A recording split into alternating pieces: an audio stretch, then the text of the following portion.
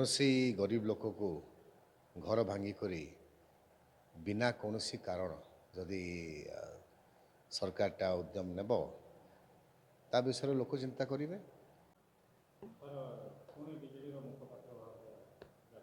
ମୁଁ ଧନ୍ୟବାଦ ଦେଉଛି ନବୀନ ପଟ୍ଟନାୟକକୁ କି ସେ ଆଉ ଥରେ ମୋତେ ନ୍ୟାସନାଲ୍ ସ୍ପୋକ୍ସ ପର୍ସନ୍ କରିଛନ୍ତି। ଆଗାମୀ ଦିନରେ ବଲାଙ୍ଗୀର ତଥା ପଶ୍ଚିମ ଓଡ଼ିଶାର ସାଂଗଠନିକ କର୍ତ୍ତବ୍ୟ ତଥା ଯାହା ଆମକୁ ଅପୋଜିସନ୍ ରୋଲ୍ ମିଳିଛି ତାକୁ ପୂରାପୂରି କରିବା ଲାଗି ଆମେ ଚେଷ୍ଟା କରିବା। ଆଉ ସରକାର ଯାହା ଭୁଲ ହେବ ତାଙ୍କୁ ଦୃଷ୍ଟି ଆକର୍ଷଣ କରିବା। ଆମେ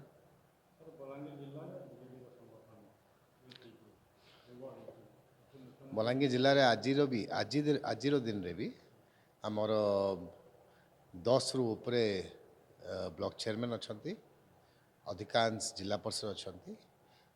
MLA ଇଲେକ୍ସନରେ କିଛି ଯାହା ତ୍ରୁଟି ହେଇଛି ସରକାର ତ ଏବେ ନୂଆ ଆରମ୍ଭ କରୁଛି, ସେ କରୁ।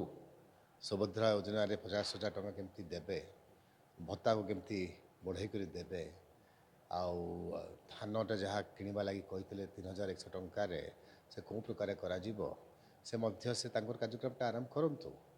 ଆଉ ଯଦି କିଛି ଭୁଲ ତ୍ରୁଟି ହେବ ତାକୁ ଆମେ ଲୋକଙ୍କ ଦୃଷ୍ଟି ଆକର୍ଷଣ କରିବା। ସେ ଭୁଲ ତ୍ରୁଟିରେ ସରକାର ଦୃଷ୍ଟି ଆକର୍ଷଣ କରିବା। Government is a continuous process. ଆଉ 24 ବର୍ଷରେ ବିଜେଡ଼ି ସରକାର ଏଠି ଥିଲା ଓଡ଼ିଶାରେ, ଅନେକ କାମଟା କରିଛି। 70% BPL ଲୋକ ଥିଲେ, ଆଜି 10% ପାଖାପାଖି ଅଛନ୍ତି। ଲୋକମାନେ ନବୀନ ପଟ୍ଟନାୟକକୁ ନିଶ୍ଚୟ ମନେ ରଖିବେ। ଆଗାମୀ ଦିନରେ ଆଉ ଥରେ ବିଜେଡ଼ି ସରକାରଟା ଆସିବ। ମୁଖ୍ୟମନ୍ତ୍ରୀ ନିର୍ଦ୍ଦେଶ ଦେଇଛନ୍ତି ଯେ ସାରା ରାଜ୍ୟର ଯେତିକି ଏମ୍ପ୍ଲୟମେଣ୍ଟ ଜମି ଅଛି ସବୁ ଖାଲି କରିବା ପାଇଁ।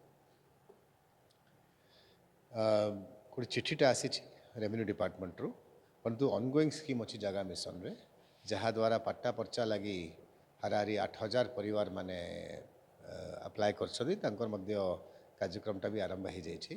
ତେଣୁ ସରକାର ନିଜେ ନିଷ୍ପତ୍ତି ନେଉ କେଉଁ ଯୋଜନାଟା ସେମାନେ କରିବେ। ହଁ, ବିଭିନ୍ନ ଜାଗାରେ ଇଣ୍ଡଷ୍ଟ୍ରିଆଲ ଜାଗାଟା ଏନକ୍ରୋଚ୍ ହେଇକରି ଅଛି, ଯେଉଁ ଜାଗାରେ କୌଣସି ଇଣ୍ଡଷ୍ଟ୍ରିଜ୍ ମାନେ କରିବା ଚାହୁଁଛନ୍ତି। ଖାସ କରି ଏଟା ଯାହା ଆମେ ଶୁଣୁଛୁ ଭୁବନେଶ୍ୱରକୁ ନେଇକରି କରାଯାଇଛି। ପରନ୍ତୁ ଗରିବ ଦୁଃଖୀମାନଙ୍କୁ ବିସ୍ଥାପିତ କରିବା ଆଗରୁ ଯାହା କାର୍ଯ୍ୟକ୍ରମ ନେବା କଥା ସେ ମଧ୍ୟ କେଉଁ ଆଇନ ଅନୁସାରେ ନେବେ ଏଇଟା ଆଗାମୀ ଦିନରେ ସ୍ପଷ୍ଟ ହେବ। ବଲାଙ୍ଗୀରରେ ଆମେ ଜାଗା ମିଶନ ଯେ କି ଅନଗୋଇଂ ସ୍କିମ୍ ଅଛି ତା ଭିତରେ ପାଟ୍ଟା ପର୍ଚ୍ଚା ଦେବା ଲାଗି ଆମେ ପୁରାପୁରି ଚେଷ୍ଟା କରିବା। ବିନା ପ୍ରୋଜେକ୍ଟ ପ୍ଲାନିଂରେ ଜାଗା କରିବାରେ କୌଣସି ଗରିବ ଲୋକକୁ ଘର ଭାଙ୍ଗିକରି ବିନା କୌଣସି କାରଣ ଯଦି ସରକାରଟା ଉଦ୍ୟମ ନେବ ତା ବିଷୟରେ ଲୋକ ଚିନ୍ତା କରିବେ।